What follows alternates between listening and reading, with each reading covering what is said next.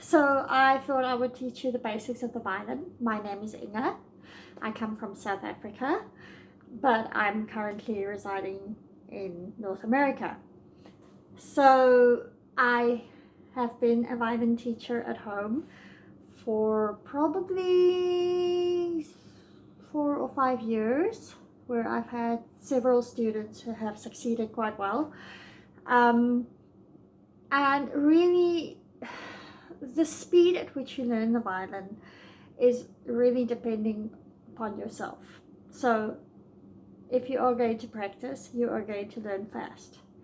If you are going to not practice, you will not learn fast. I have had students who have learned how to get up to intermediate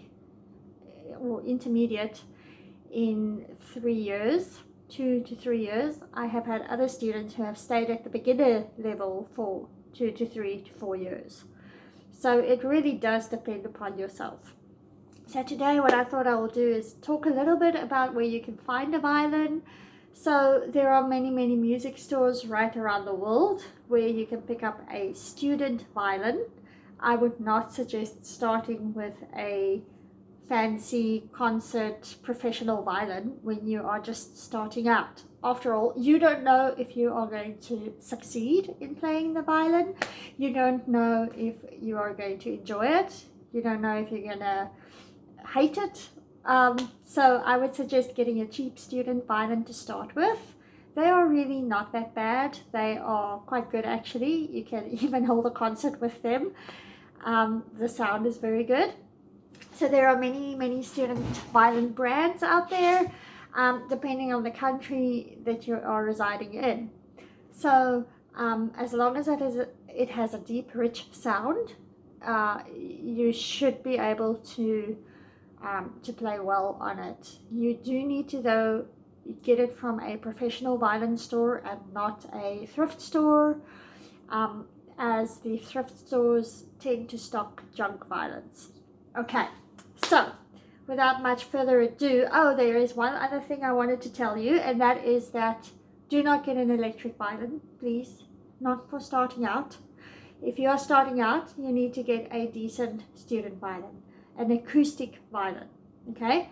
The reason for that is the electric violin will not teach you certain techniques that you learn on a acoustic violin, such as loud and soft and things like that. So it is more important for you to learn the technique than to just go ahead and play.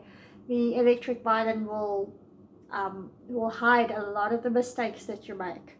So in order to learn properly, you start off on an acoustic violin where it will teach you how to play, not cheat you how to play. Okay, so first of all, there are many different sizes of violins. This is a full size, okay? This is a quarter size. Look at the difference. The quarter size is usually for kids age 6, 7, 8, 9-ish, right about there. And then they move to what they call a half size. A half size is around about age 10, 11, 12, 13, 14 maybe. And when they get into their teenage years, then they move to a 3/4 size. And then when they get to about 17, 18, they would be ready for a full size. It also depends on the size of the child. So when you go to a violin store or a music store, the assistant will measure the violin according to the size of your body. Okay, so let me give you an idea. So this is a quarter, then you get a half is right about there, 3/4 about there, and then the full size will be the same size as my full size. Okay, so now we're going to learn about the different body parts of the violin. Okay, now there are many pieces of the violin that you need to be acquainted with if you want to learn how to play the violin properly. The first piece is your chin rest. This is used for resting your chin. Okay, that is your tail piece. All right, then there is your bridge. I'm going to move it forward so you can see the bridge. These are your strings. that is your fingerboard. That black piece over there is your fingerboard. And then there is your neck, your tuning pegs. Now, if you go down the fingerboard and you go over there, you'll see on the tailpiece there are also tuning pegs. Those are fine tuners. So what you do is you tune it up here, and when you're done tuning, you will fine tune it down here. Now, the different names of the different strings of the violin is G, D, A, E. And what I always tell the kids is it's G for grounded, D for Danny, A for 8, and E for elephants. So grounded, Danny, 8, elephants. That's an easy way to remember the strings of the violin. So now, when you want to hold the violin, you are going to hold it, put it on your shoulder. It is very helpful to have a shoulder rest, which is what I have got. You clamp it onto the violin, and it will help that your bone over there does not get sore when you're playing, because it can be quite sore. So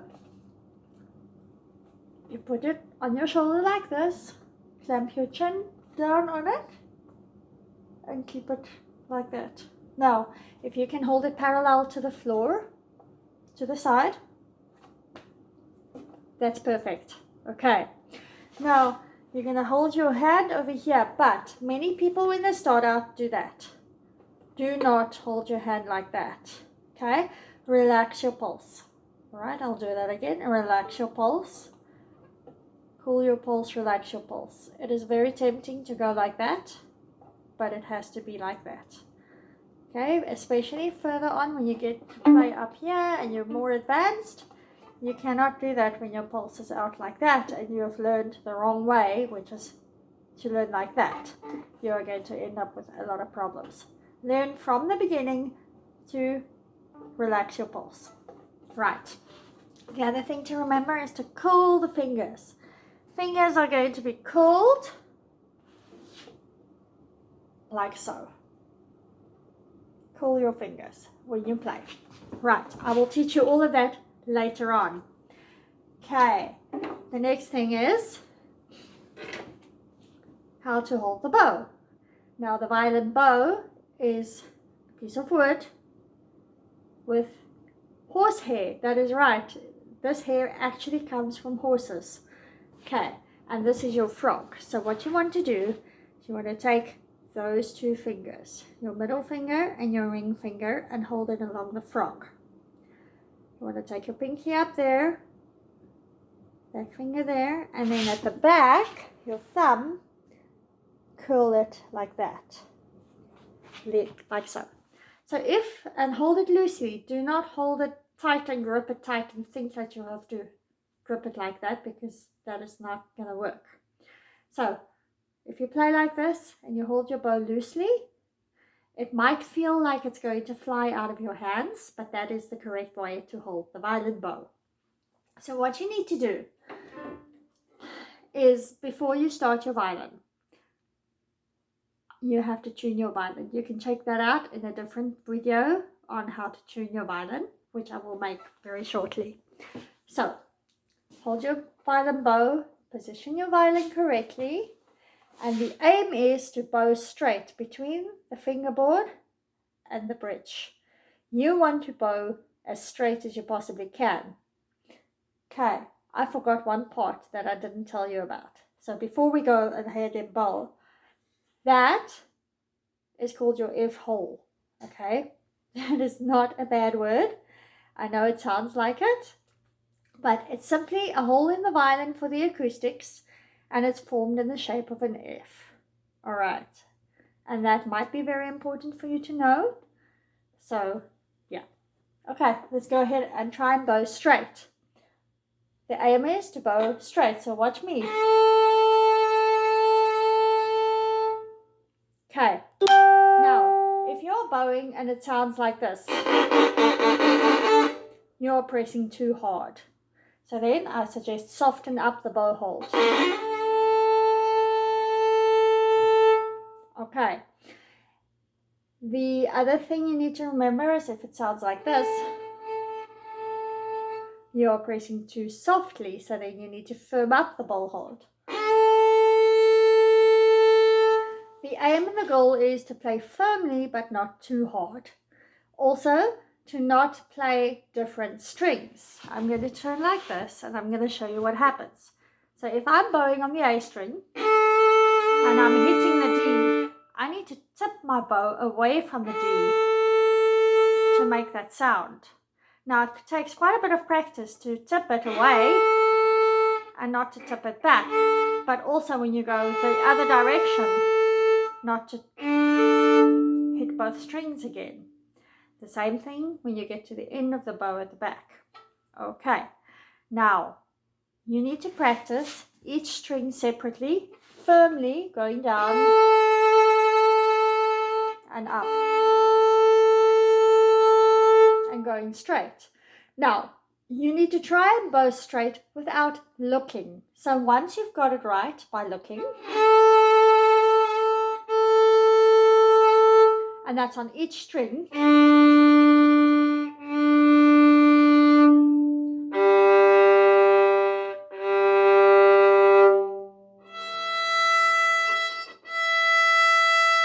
what you are going to do is you're going to stand in front of a mirror and you're going to practice holding it straight in front of the mirror. Now, a helpful tip would be to bow away from you as you're bowing. Also, when you bow, your pulse.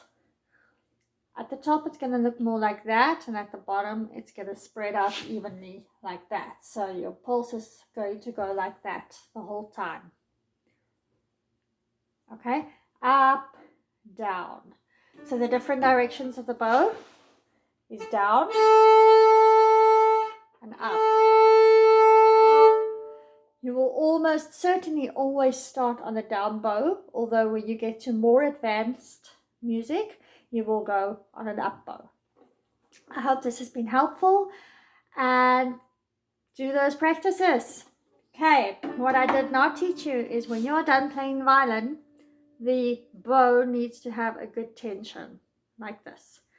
But you cannot keep the bow tensioned up like this. So when you're gonna pack the bow away, roll it back towards you 4 times, just to make it soft, so the tension is soft, so it's not going to bend the bow. Okay, when you play, you roll it up 4 times again, up like that, big 4. Okay, like that. So I'm going to pack the bow away. So for all intents and purposes, I'm going to roll it down now and pack my violin away. I hope to see you next week. Have a good week.